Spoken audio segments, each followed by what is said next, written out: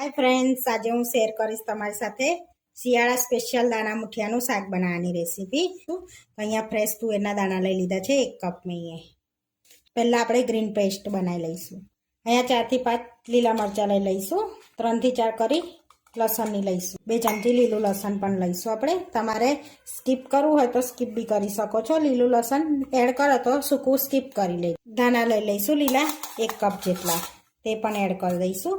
હવે 1 ઇંચ આદુનો ટુકડો લઈશું, પાણી વગર આપણે પીસી લઈશું। હવે આપણે પીસી લીધું છે તો જોઈ લઈશું।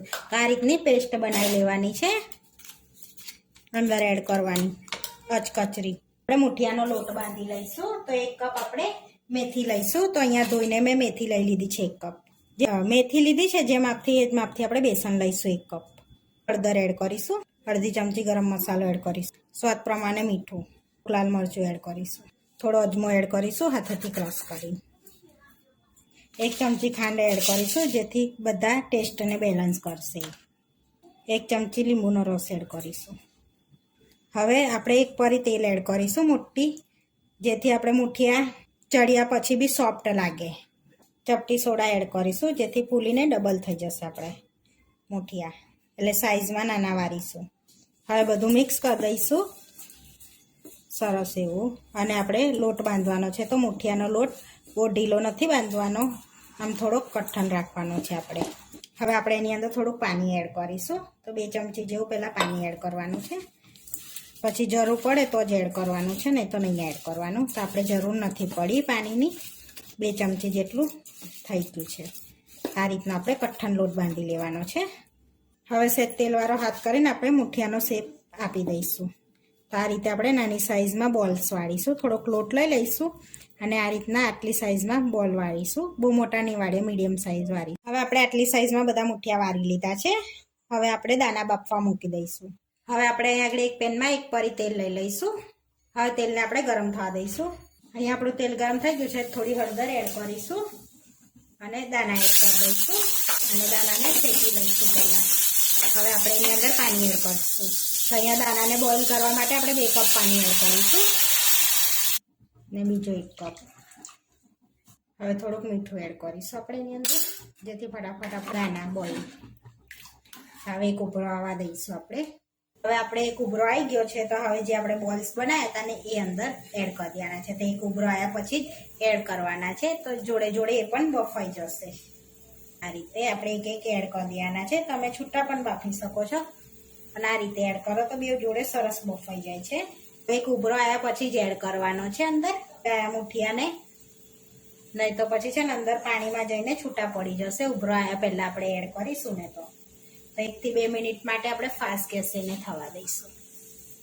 હવે 1 મિનિટ ફાસ્ટ ગેસ થઈ ગયા છે। હવે ધીમા તાપે એને ઢાંકીને આપણે થવા દઈશું 10 મિનિટ માટે સ્ટીમ। હવે 10 મિનિટ થઈ ગઈ છે, તો આપણા મુઠિયા સરસ સ્ટીમ થઈ ગયા છે। હવે આપણે કાઢી લઈશું એને બહાર, જોઈ શકો છો સરસ સ્ટીમ થઈ ગયા છે, બફાઈ ગયા છે સરસ। તો આપણા મુઠિયા સરસ સ્ટીમ થઈ ગયા, સાઈઝમાં પણ ડબલ થઈ ગયા છે। તો આપણે નાની સાઈઝમાં વારવાના, બહુ મોટા નથી વારવાના। હવે આપણે શાક બનાવી લઈશું। હવે શાક બનાવવા માટે આપણે એની અંદર એક કઢાઈમાં તેલ લઈ લઈશું। તો 2 મોટી ચમચી આપણે તેલ લઈશું અહીંયા આગળ। તો તેલનું પ્રમાણ થોડુંક વધારે હશે તો સારું લાગશે શાક આપણાને, ઊંધિયાને બી ટક્કર મારે એવું શાક આજે આપણે બનાવીશું। હવે આપણે એને ગરમ થવા દઈશું। હવે આપણું તેલ ગરમ થઈ ગયું છે, 1 ચમચી રાઈ એડ કરીશું અને 1 ચમચી જીરું એડ કરીશું। હવે આ બેને તતડવા દઈશું, થોડી હિંગ એડ કરીશું। હવે આપણે જીરું અને રાઈ કકડી ગયું છે। હવે આપણે જે મસાલો બનાવ્યો તો એ એડ કરી દઈશું અને એને શેકી લઈશું। એનો કાચો સ્વાદ જતો રહે એ રીતનું આપણે શેકી લેવાનું છે, એને કાચો સ્વાદ ના લાગે એ રીતનું આપણે શેકી લેવાનું છે। હવે શેકાઈ ગયું છે। હવે 2 ટામેટાની પ્યુરી એડ કરીશું આપણે અંદર અને એને પણ આપણે શેકી લઈશું સરસ એવું। ચમચી લીલું લસણ એડ કરી દઈશું। હવે આપણે આ બધું શેકા દઈશું જ્યાં સુધી તેલ છૂટું ના પડે ત્યાં સુધી। હવે મસાલો કરી લઈશું, એટલે જોડે જોડે શેકાઈ પણ જશે મસાલો। તો થોડી હળદર એડ કરીશું, થોડુંક તીખું લાલ મરચું એડ કરીશું, ગરમ મસાલો એડ કરીશું 1 ચમચી, કાશ્મીરી લાલ મરચું એડ કરીશું 1 ચમચી કલર માટે, જેથી કલર સારો આવે। 1 ચમચી ધાણા જીરું પાવડર એડ કરીશું, હમણાં થોડુંક મીઠું એડ કરીશું હવે બધું મિક્સ કરી લઈશું અને તેલ છૂટું પડે ને ત્યાં સુધી આપણે એને શેકાવા દઈશું. હવે આપણે બધું શેકાઈ ગયો છે મસાલો, તો તેલ પણ છૂટું પડી ગયું છે. હવે પહેલાં આપણે દાણા એડ કરી દઈશું. તો જે બોઇલ કર્યા હતા ને દાણા પાણી હંગાત જ એડ કરી દઈશું આપણે અને મિક્સ કરી લઈશું આ રીતે.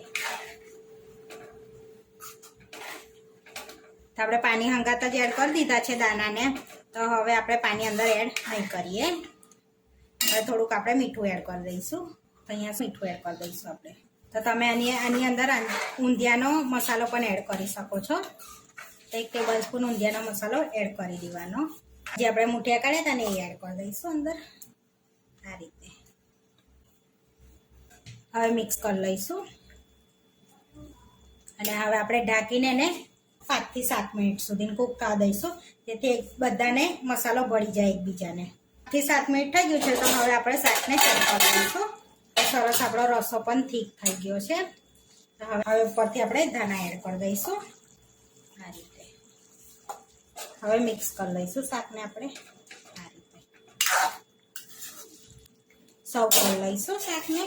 આપણે સર્વ કરી લઈશું. તો અહીંયા આગળ દાણા મુઠિયાનું શાક લઈ લઈશું આપણે. એકદમ સરસ ગ્રેવી વાળું આપણું શાક બનીને રેડી થઈ ગયું છે. અહીંયા આપણે બાજરીના રોટલા જોડે સર્વ કરીએ છીએ. તો આપણું ટેસ્ટી દાણા મુઠિયાનું શાક બનીને રેડી થઈ ગયું છે. આ વિડીયો જોવા માટે મારી ચેનલને સબસ્ક્રાઈબ કરો, લાઇક કરો અને શેર કરો અને તમે જરૂરથી ટ્રાય કરો. ફરી મળીશું નવા વિડીયોમાં. કોમેન્ટ કરીને જરૂરથી જણાવજો કે તમને આ મારી રેસીપી કેવી લાગી.